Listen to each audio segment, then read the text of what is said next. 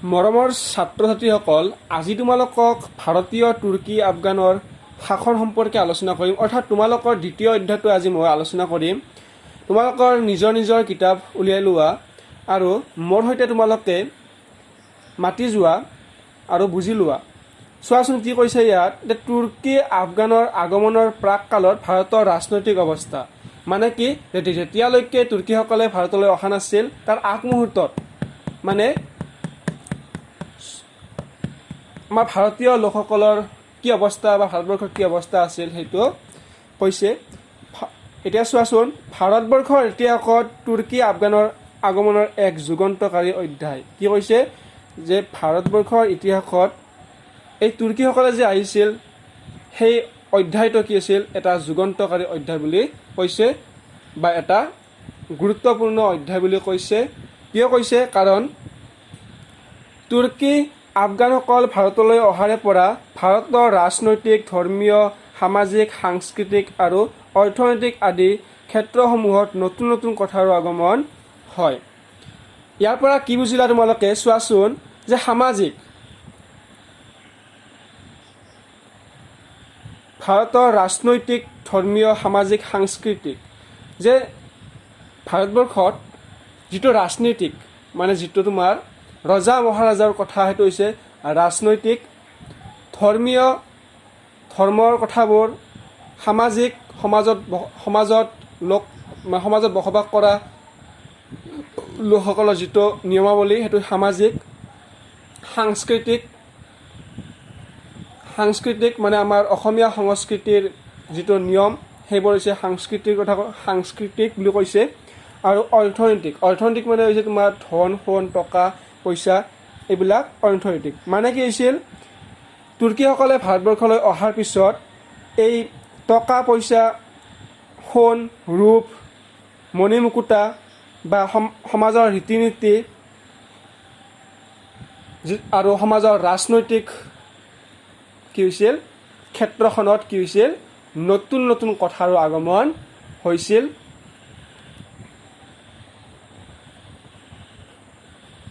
ইয়াৰ আগলৈকে ভাৰতত মুছলমানসকলে ৰাজ্য শাসন কৰা নাছিল।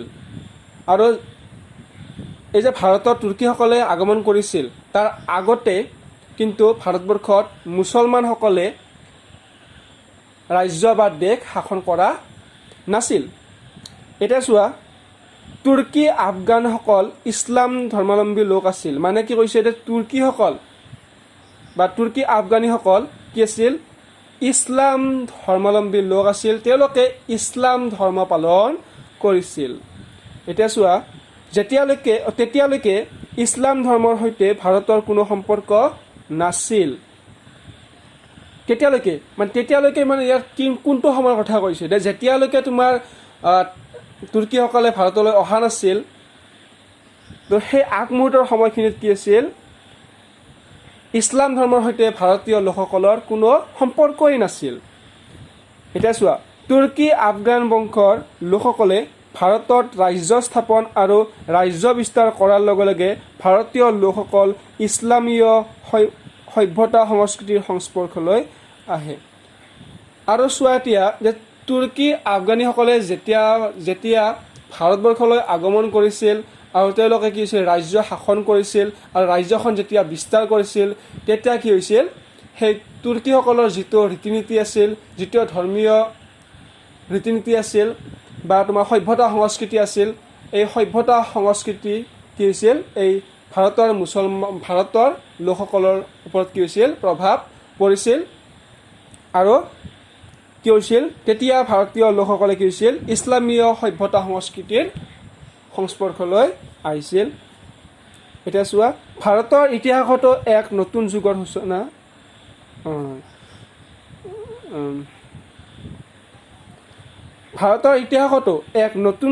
সূচনা হয়। আৰু কি হৈছিল, তেওঁলোকে অহাৰ পিছত মানে ভাৰতবৰ্ষত কি হৈছে, এটা নতুন যুগৰ সূচনা হৈছিল। এটা নতুন যুগ বুলি ক'ব লাগিব। বুজিছানে, যে যেতিয়ালৈকে ভাৰতবৰ্ষলৈ তেওঁলোক অহা নাছিল তেতিয়ালৈকে এটা বেলেগ যুগ আছিল। আৰু যেতিয়ালৈকে তেওঁলোকে ভাৰতবৰ্ষলৈ আগমন কৰিছিল তেতিয়ালৈকে কি হৈছিল, এটা নতুন যুগৰে সূচনা হৈছিল, মানে এটা নতুন যুগৰে আৰম্ভণি হৈছিল। এইটোৱে ক'ব বিচাৰিছে। মানে কি বুজিলা যে প্ৰাক মুহূৰ্তত তেওঁলোকে নহাৰ প্ৰাক মুহূৰ্তত বা আগ মুহূৰ্তত কি আছিল ভাৰতবৰ্ষত কি আছিল ধৰ্মীয় লোকসকলে মুছলমান লোকসকলে নহয় কি আছিলে ভাৰতবৰ্ষত বসবাস কৰা লোকসকলে ইছলাম ধৰ্ম পালন কৰা নাছিল বা কি আছিল ইছলাম লোকসকলে কি আছিল ৰাজ্য শাসন কৰা নাছিল। তো এনেকুৱা কিছুমান পৰিৱৰ্তন ঘটিছিল। সেইকাৰণে ইয়াত ক'ব বিচাৰিছে কি হৈছে ইয়াত লেখকে ক'ব বিচাৰিছে যে তেওঁলোকে অহাৰ পিছত এটা নতুন যুগৰহে সূচনা কৰিছে বা এটা নতুন যুগৰে কি হৈছে আৰম্ভণি কৰিছিল। 2 নম্বৰ পেৰাগ্ৰাফ চোৱা। তুৰ্কী আফগানসকল ভাৰতলৈ অহাৰ আগৰ সময়ছোৱাত অৰ্থাৎ 800 পৰা 1200 খ্ৰীষ্টাব্দলৈকে ভাৰতবৰ্ষত বহুতো সৰু বৰ ৰাজ্য আৰু ৰাজবংশৰ শাসন চলিছিল। যেতিয়ালৈকে তুৰ্কী আফগানীসকলে ভাৰতলৈ অহা নাছিল সেই তেতিয়াৰ সময়খিনি কি আছিল 800 পৰা 1200 খ্ৰীষ্টাব্দ আছিল। এই 800 পৰা 1200 খ্ৰীষ্টাব্দলৈকে ভাৰতবৰ্ষত কি আছিল বহুতো সৰু বৰ ৰাজ্য আছিল আৰু ৰজা আছিল। তেওঁলোকে কি কৰিছিল ৰাজ্য পৰিচালনা কৰিছিল, ৰাজ্য শাসন চলাইছিল বা ৰাজ্যৰ শাসন চলাইছিল। সেইসমূহ হ'ল প্ৰতিহাৰ, এই ৰাজ্যকেইখনৰ নাম হৈছে প্ৰতিহাৰ, ৰাষ্ট্ৰকূট, পাল, চোল, পাণ্ড্য, পল্লৱ, হৈসল ৰাজ্য ইত্যাদি। আণ্ডাৰলাইন কৰা মষ্ট ইম্পৰ্টেণ্ট চাবাচোন যে 800 পৰা 1200 খ্ৰীষ্টাব্দলৈকে ভাৰতবৰ্ষত সৰু বৰ ৰাজ্য আছিল। সেই ৰাজ্যকেইখন কি আছিল তোমাৰ এইকেইখন প্ৰতিহাৰ, ৰাষ্ট্ৰকূট, পাল, চোল, পাণ্ড্য, পল্লৱ, হৈসল ৰাজ্য ইত্যাদি। এইসমূহ ৰাজ্যই কি আছিল সেই সময়ত 800 পৰা 1200 খ্ৰীষ্টাব্দলৈকে সেইসমূহ ৰাজ্যহে আছিল। আৰু এইসমূহ ৰাজ্যক কি হৈছে সৰু বৰ ৰাজ্য বুলি কৈছে, বেছি ডাঙৰ নহয় আৰু সৰু সৰু ৰাজ্য আছিল।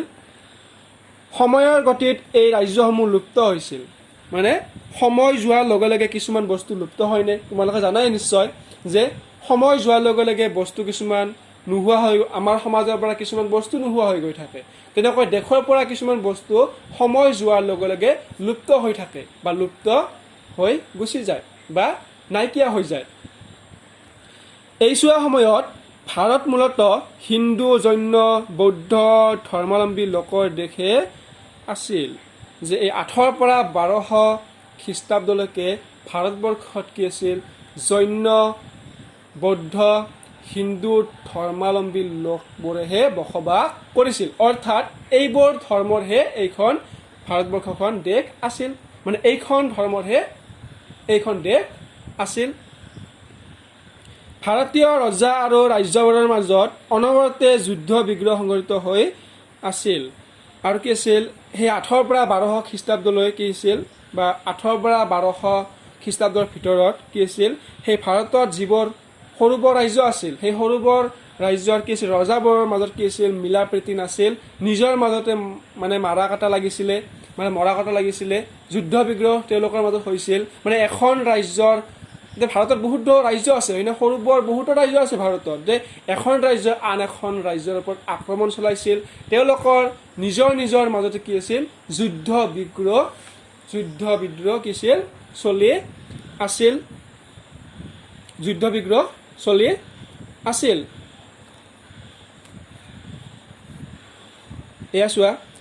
এইছোৱা সময়ত কোনো শক্তিশালী সাম্ৰাজ্য নাছিল। যেতিয়া নিজৰ মাজতে তোমাৰ কাজিয়া হয় বা নিজৰ দেশৰ মাজতে যেতিয়া কাজিয়া হয় সেইখন দেশ আৰু শক্তিশালী হ'বনে? তোমালোকে ভাবি চোৱা যে এখন দেশ আছে, সেইখন দেশত বহুতো সৰু বৰ ৰাজ্য আছে। সেই ৰাজ্যবোৰে কি কৰে নিজৰ ৰাজ্যৰ ওপৰতে কি কৰে কাজিয়া কৰে, যুদ্ধ বিগ্ৰহত লিপ্ত হৈ থাকে। তেনেকুৱা দেশ আৰু শক্তিশালী হ'বনে বা শক্তিশালী সাম্ৰাজ্য হ'বনে? নিশ্চয় নহ'ব। কি হ'ব তেওঁলোকৰ ৰাজনৈতিক ক্ষেত্ৰত কি হ'ব অসুবিধাৰ সন্মুখীন হ'ব লাগিব হয়নে? ৰাজনৈতিক ক্ষেত্ৰখনত কি হৈছে বহুতো অসুবিধা হ'ব। আৰু বহুতো কি হ'ব দুৰ্যোগ অহাৰ সম্ভাৱনা থাকিব নিজৰ মাজত যেতিয়া মিলা প্ৰীতিৰ অভাৱ হয় তেতিয়া কি হয় দুৰ্যোগ অহাৰ সম্ভাৱনা থাকে হয়নে মিলা প্ৰীতিৰ অভাৱ ৰাজনৈতিক একতা গঢ়ি উঠা নাছিল কি হৈছে মিলা প্ৰীতিৰ অভাৱত ৰাজনৈতিক একতা গঢ়ি উঠা নাছিল তেওঁলোকৰ মাজত যদিও তেওঁলোকৰ মাজত যদি মিলা প্ৰীতিয়ে নাথাকে তেনেকৈ একতা কেনেকৈ গঢ়ি উঠিব লেখকে কৈছে যে মিলা প্ৰীতিৰ অভাৱত ৰাজনৈতিক একতা গঢ়ি উঠা নাছিল যে তেওঁলোকৰ মিলা প্ৰীতি নাছিল গতিকে তেওঁলোকৰ মিলা প্ৰীতি নাছিল কাৰণে তেওঁলোকৰ মাজত মিল অমিল আছিল কাৰণে কি আছিল এই যিটো ৰাজনৈতিক যিটো ৰজা মহাৰাজাৰ যিটো নীতি সেইটোক ৰাজনৈতিক নীতি বুলি কৈছে হয়নে সেই ৰাজনৈতিক নীতিটো কি আছিল একতা গঢ়ি উঠা নাছিল এনে পৰিৱেশৰ সুযোগ লৈয়ে গজনীৰ শাসনকৰ্তা চুলতান মামুদে ভাৰতবৰ্ষ আক্ৰমণ কৰিছিল যেতিয়া নিজৰ মাজত মিলা প্ৰীতিৰ অভাৱ হয় কি কৈছে যে যেতিয়া নিজৰ মাজত মিলা প্ৰীতিৰ অভাৱ হয় তেতিয়া কি হয় বেলেগ মানুহৰ চকু লাগে বা বেলেগ মানুহে কি হৈছে সুবিধা পায় তেনেকৈ ভাৰতবৰ্ষৰ ৰাজ্যসমূহৰ মাজতো কি আছিল মিলা প্ৰীতি নাছিল সেইকাৰণে কি হৈছিল বিদেশীয় লোকসকলে কি হৈছিল ভাৰতবৰ্ষত চকু দিব পাৰিছিল বা ভাৰতবৰ্ষক কি হৈছিল লুটপাট কৰিবলৈ আক্ৰমণ কৰিবলৈ কি হৈছিল সুবিধা হৈছিল এনে পৰিৱেশৰ সুযোগ লৈয়ে গজনীৰ শাসনকৰ্তা চুলতান মামুদে ভাৰতবৰ্ষ আক্ৰমণ কৰিছিল কি কৈছে এনে পৰিৱেশ মানে নিজৰ মাজত মিলা প্ৰীতি নাছিল ভাৰতবৰ্ষত বসবাস কৰা ৰজাসকলৰ মাজত মিলা প্ৰীতি নাছিল নিজৰ মাজত যুদ্ধ বিগ্ৰহ লিপ্ত আছিল সেইকাৰণে এনে সুযোগ লৈ কি কৰিছিল গজনীৰ ৰজা চুলতান মামুদে কি কৰিছিল ভাৰতবৰ্ষখন আক্ৰমণ কৰিছিল এইটোতো বুজিব লগা কথা হয়নে যে যেতিয়া নিজৰ মাজত মিলা প্ৰীতিৰ অভাৱ থাকে তেতিয়া কি হৈছে বেলেগ মানুহে কি হয়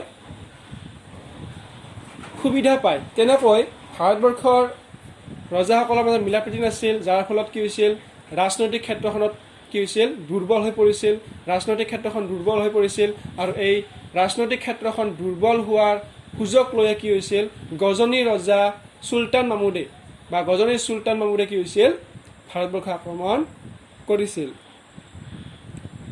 চুলতান মামুদৰ ভাৰত আক্ৰমণৰ সময়ত উত্তৰ ভাৰতত প্ৰতিহাৰ চান্দেল পাৰমাৰ তোমৰ আৰু চৌহানসকলে সৰু সৰু ৰাজ্য পাতি শাসন চলাইছিল যে যেতিয়া চুলতান মামুদে ভাৰত আক্ৰমণ কৰিছিল সেই সময়ত কি কৰিছিল এইকেইজন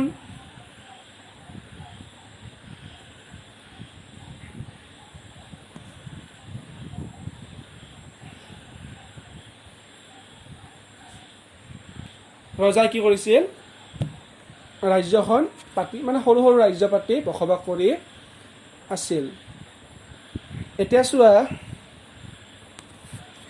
চুলতান মামুদ চুলতান মামুদ কোন আমি জানিলো যে ভাৰতবৰ্ষখন চুলতান মামুদে আক্ৰমণ কৰিলে হয়নে এতিয়া চুলতান মামুদ কোন আহাচোন চাও চুলতান মামুদ গজনী ৰাজ্যৰ চুলতান আছিল গজনী ৰাজ্যৰ চুলতান আছিল মানে ৰজা আছিল গজনী ৰাজ্যখন বৰ্তমানৰ আফগানিস্তান নামে দেশখনৰ অন্তৰ্গত আছিল মানে কি এই বৰ্তমানৰ যে আফগানিস্তান দেশখন আছে এই আফগানিস্তান দেশখনৰ অন্তৰ্গত কি আছিল এই গজনী ৰাজ্যখন আছিল অৰ্থাৎ এই গজনী ৰাজ্যখন আফগানিস্তান দেশখনৰ অন্তৰ্গত আছিল 998 খ্ৰীষ্টত মামুদ গজনীৰ চুলতান হয় যে চুলতান মামুদে যদি পৰীক্ষাত আহে তোমালোকে লিখিবা যে 998 খ্ৰীষ্টত কি হৈছিল মামুদে গজনীৰ চুলতান হয় বা ৰজা হয় এতিয়া চোৱা মামুদ অত্যন্ত সাহসী আৰু কৌশলী ৰজা আছিল যোদ্ধা আছিল যে মামুদে কি আছিল অত্যন্ত সাহসী আছিল যে তেওঁ অত্যন্ত সাহসী আছিল আৰু কৌশলী যোদ্ধা আছিল তেওঁৰ বহুতো কৌশল আছিল। তেওঁ বহুতো কৌশল কৰি কি হৈছিল, যুদ্ধ বিগ্ৰহ কৰিছিল, হয়নে? কৌশল মানে কি? কিছুমান বিদ্যা, হয়নে?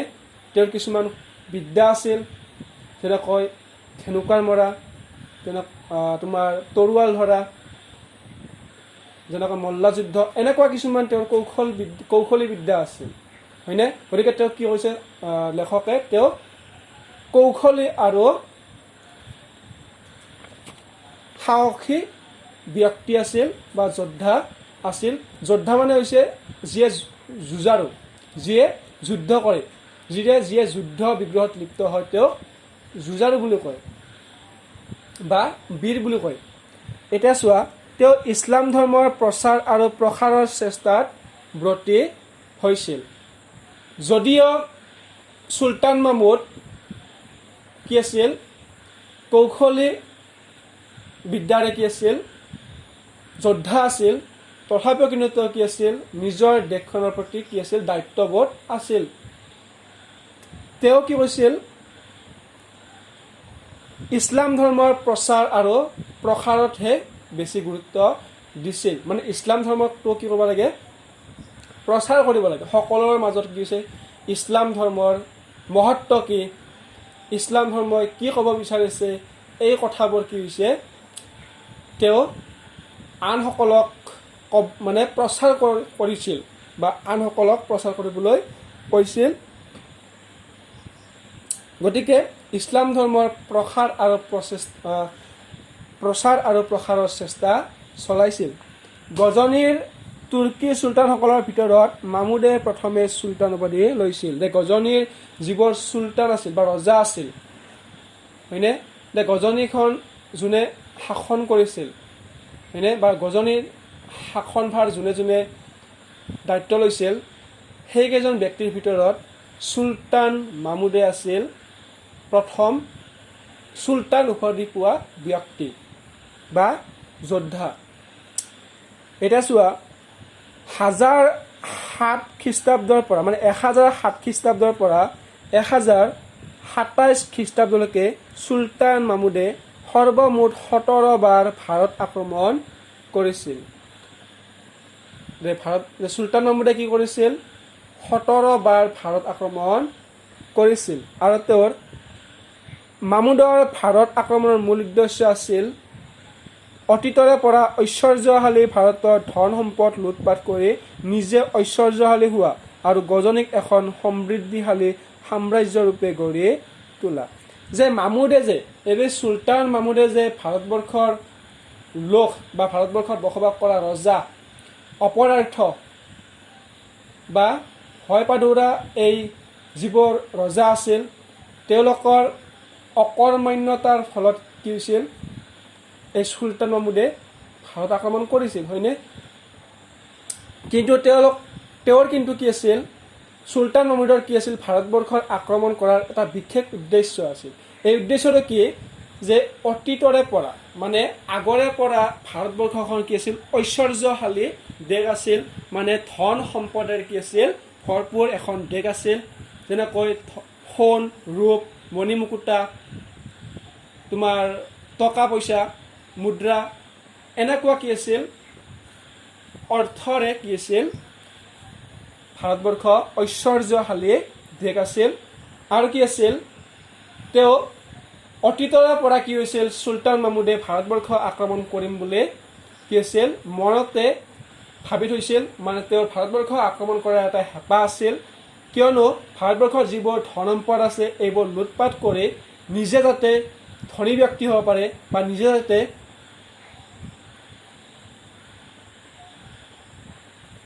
এজন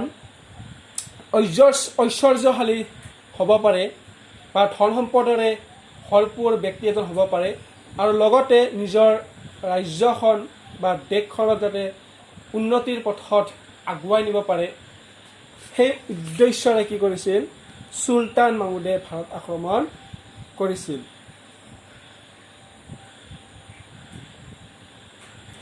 ইয়াৰ লগতে দেশ জয় কৰি গজনীত হোৱা ধৰ্মীয় আৰু সামাজিক বিশৃংখলতা দূৰ কৰাটো তেওঁৰ ভাৰত বিজয়ৰ এটা উদ্দেশ্য আছিল। আৰু ইয়াৰ লগতে কি কৈছে লেখকে, ইয়াৰ লগতে আৰু এটা কথা কৈছে যে যেতিয়া চুলতান মাহমুদে ভাৰতবৰ্ষ আক্ৰমণ কৰিছিল, সেই সময়ত কি আছিল, গজনী ৰাজ্যখনত কি আছিল, কিছুমান অসুবিধাৰ সৃষ্টি আছিল। সেইবোৰ হৈছে ধৰ্মীয় আৰু সামাজিক। ধৰ্মৰ কিছুমান বিশৃংখলতা গজনীত আছিল, ধৰ্মৰ প্ৰতি কিছুমান কি আছিল, বিশৃংখলতা আছিল, বা সমাজত বসবাস কৰা মানুহৰ মাজত যি নিয়ম আছিল বা নিয়মাৱলী আছিল, সেইবোৰৰ কি আছিল, এটা বিশৃংখলতা আছিল। কি আছিল, মানে কোনো এটা ডিচিপ্লিন নাছিল, হয়নে? যে সেই উদ্দেশ্যৰে কি হৈছিল, গজনী চুলতান মাহমুদে কি কৰিছিল, ভাৰতবৰ্ষ আক্ৰমণ কৰিছিল আৰু নিজৰ দেশক কি কৰিছিল, বা ৰাজ্যখনক কি কৰিছিল, সমৃদ্ধিশালী কৰিছিল। আৰু লগতে নিজৰ দেশত যিবোৰ প্ৰব্লেম আছিল বা নিজৰ যিবোৰ বিশৃংখলতা আছিল, এইবোৰ কি কৰিছিল, ঠিক কৰিছিল। অৱশ্যে বহুবাৰ ভাৰত আক্ৰমণ কৰা স্বত্তেও মাহমুদে ভাৰতত স্থায়ী ৰাজ্য স্থাপন কৰিবলৈ চেষ্টা কৰা নাছিল। যদিও কি হৈছিল, বাৰে বাৰে বা 17 বাৰ যদিও ভাৰতবৰ্ষ আক্ৰমণ কৰিছিল চুলতান মাহমুদে, কিন্তু কি আছিল, ভাৰতবৰ্ষত কিন্তু তেওঁ নিজে থাকি মানে ৰাজ্য স্থাপন কৰাৰ উদ্দেশ্য নাছিল। ভাৰতবৰ্ষখনক লুটপাট কৰাহে উদ্দেশ্য আছিল। ভাৰতবৰ্ষৰ যিবোৰ ধন সম্পদ আছে, সেইবোৰ লুটপাট বা সেইবোৰ ডকাইতি কৰিহে নিয়া, কি আছিল, ডকাইতি নহয় তোমাৰ লুটপাট, ডকাইত হৈ দে, এইবোৰ কিছু লুটপাট বা ডকাইতি কৰিহে সেইবোৰ নিয়াৰ উদ্দেশ্য আছিল। কিন্তু ভাৰতবৰ্ষত তেওঁলোকে শাসন কৰাৰ উদ্দেশ্য নাছিল, বা ভাৰতবৰ্ষত নিজে ৰাজ্য স্থাপন কৰি কি হৈছিল, বিস্তাৰ কৰিবলৈ কি আছিল, তেওঁৰ উদ্দেশ্য নাছিল বা চেষ্টা কৰাও নাছিল। এতিয়া চোৱা পেৰাগ্ৰাফটো, মাহমুদৰ আক্ৰমণক প্ৰতিহত কৰিবলৈ ভাৰতীয় ৰাজ্যসমূহে বিশেষ চেষ্টা কৰা নাছিল। এতিয়া কি কৈছে চোৱা, যে ভাৰতবৰ্ষতো আক্ৰমণ কৰিলে, চুলতান মাহমুদে ভাৰতবৰ্ষ আক্ৰমণ কৰিলে, কিন্তু এই যে ভাৰতবৰ্ষত অকৰ্মান্যসকল আছে, অৰ্থাৎ অকৰ্মান্য ৰজাসকল যে আছে, নিজৰ মাজতে কাজিয়া কৰে, হয়নে? কিন্তু এই নিজৰ দেশখনত যে লুটপাট কৰিবলৈ আহিছিলে চুলতান মাহমুদে, তেওঁক কিন্তু বাধা দিয়াৰ চেষ্টা কৰা নাছিল। কিয়নো তেওঁ ভয় কৰিছিল, চুলতান মাহমুদক ভয় কৰিছিল, অকৰ্মান্য আছিল তেওঁলোক অকৰ্মান্য আছিল, ভাৰতীয় লোকসকল ভাৰতীয় ৰজাসকল অকৰ্মান্য আছিল, তেওঁলোক ভয়পাদুৰা আছিল। যাৰ ফলত কি হৈছিল, চুলতান মাহমুদে ভাৰতবৰ্ষ আক্ৰমণ কৰাৰ পিছতো কি হৈছিল, তেওঁক প্ৰতিহত কৰিবলৈ বা তেওঁৰ সৈতে যুদ্ধ কৰিবলৈ চেষ্টা কৰাই নাছিল। এতিয়া চোৱা, ভাৰতৰ উত্তৰ পশ্চিম সীমান্তত থকা খাসী ৰাজ্যৰ ৰজা আনন্দপালে মাহমুদক বাধা দিয়াৰ চেষ্টা কৰিছিল, যদিও সফল হোৱা নাছিল। কিন্তু চোৱা, এজন কিন্তু ৰজা আছিল, তেওঁৰ নাম হৈছিল আনন্দপাল। তেওঁ ভাৰতবৰ্ষৰ উত্তৰ পশ্চিম সীমান্তত বসবাস কৰা ৰাজ্যৰ ৰজা আনন্দপাল। এই আনন্দপালে কিন্তু কি কৰিছিল, তেওঁক প্ৰতিহত কৰিবলৈ চেষ্টা কৰিছিল, তেওঁক বাধা দিবৰ কাৰণে চেষ্টা কৰিছিল, কিন্তু তেওঁ বিফল হৈছিল। তেওঁৰ উদ্দেশ্যত সফল হ'ব নোৱাৰিলে, তেওঁ মাহমুদক বাধা দিব নোৱাৰিলে। এতিয়া চোৱা, খাহী ৰাজ্যৰ পতনৰ লগে লগে মাহমুদৰ ভাৰত বিজয়ৰ পথ মুকলি হৈ পৰে। যে যদিও খাহী ৰাজ্যৰ ৰজা আনন্দপালে তেওঁক বাধা দিবৰ চেষ্টা কৰিছিল, কিন্তু বাধা দিব নোৱাৰিলে, হয়নে? সেই খাহী ৰাজ্য কি কৰিলে, লুটপাট কৰিলে। কোনে কৰিলে? চুলতান মাহমুদে। চুলতান মাহমুদে খাহী ৰাজ্য কি কৰিছিলে, লুটপাট কৰিলে বা কি কৰিলে, পৰাজয় কৰিলে, বা নহয় বিজয় হ'ল। মানে খাসী ৰাজ্যখনে কি কৰিলে, যুদ্ধ কৰি কি কৰিলে, বিজয় হ'ল। কোনে বিজয় হ'ল? খাসী ৰাজ্যখনক যোনে আক্ৰমণ কৰিছিলে, চুলতান মাহমুদসকলে কি কৰে, চুলতান মাহমুদৰ সৈন্য কি কৰিলে, বিজয় হ'ল। আৰু তাৰ ফলত কি হৈছে, খাসী ৰাজ্যৰ পতনৰ লগে লগে মাহমুদৰ ভাৰত বিজয়ৰ পথ মুকলি হৈ পৰে। যেতিয়া খাসী ৰাজ্য কি কৰিলে, পতন কৰিলে, সেই পতনৰ লগে লগে কি ভাৰত বিজয়ৰ পথটো যে ভাৰতখন যে বিজয় কৰিলে তেওঁ এই পথটো কি হৈছে মুকলি হোৱা বুলি তেওঁ উপলব্ধি কৰিলে।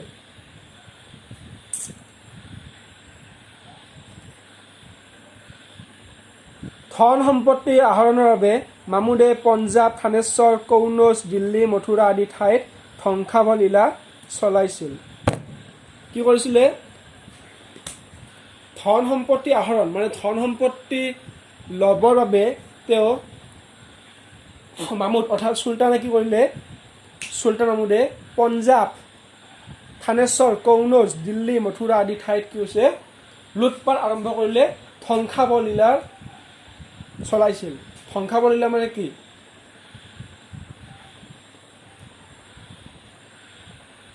সেইবোৰ ঠাইত কি কৰিলে?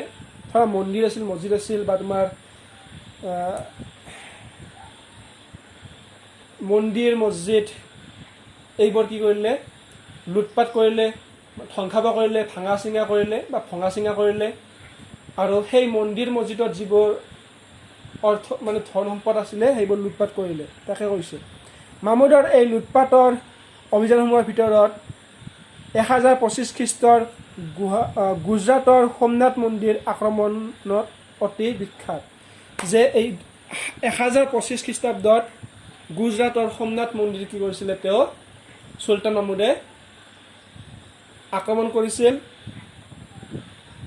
আৰু সেই মন্দিৰৰ ভিতৰত থকা সোণ ৰূপ কি হৈছিল? তেওঁ আহৰণ কৰিছিল। সোমনাথ মন্দিৰত থকা প্ৰচুৰ ধন সোণ মণি মুকুতা লুট কৰি তেওঁ গজনীলৈ গৈছিল।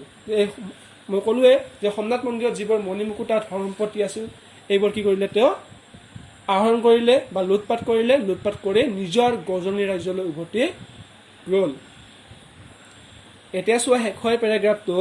মামুদৰ ভাৰত আক্ৰমণে সেই সময়ৰ ভাৰতৰ ৰাজনৈতিক, সামাজিক, অৰ্থনৈতিক দিশত উপযুক্ত আৰু দক্ষ নেতৃত্বৰ অভাৱকে প্ৰমাণ কৰে।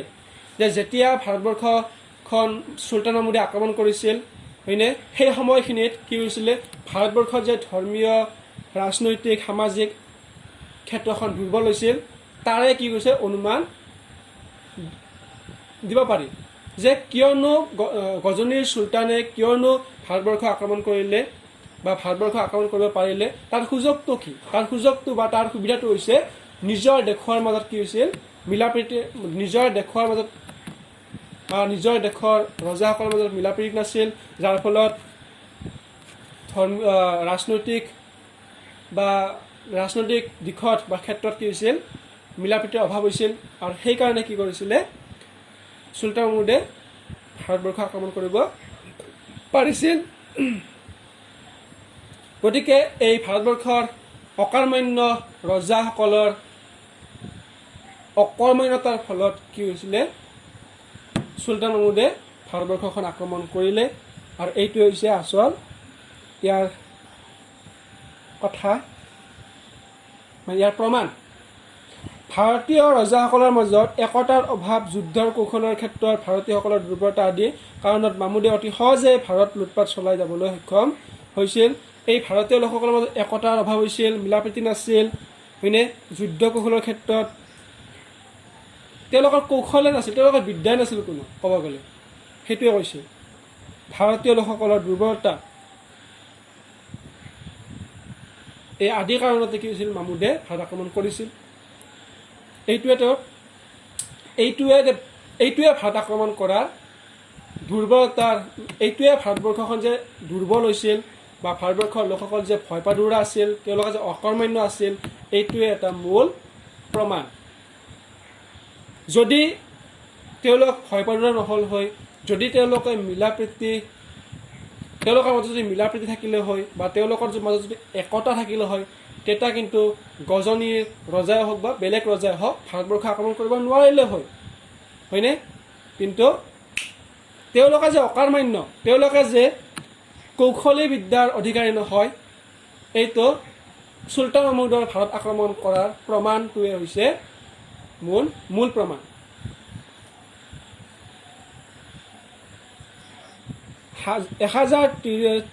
1030 খ্ৰীষ্টত মামুদৰ মৃত্যু হয়।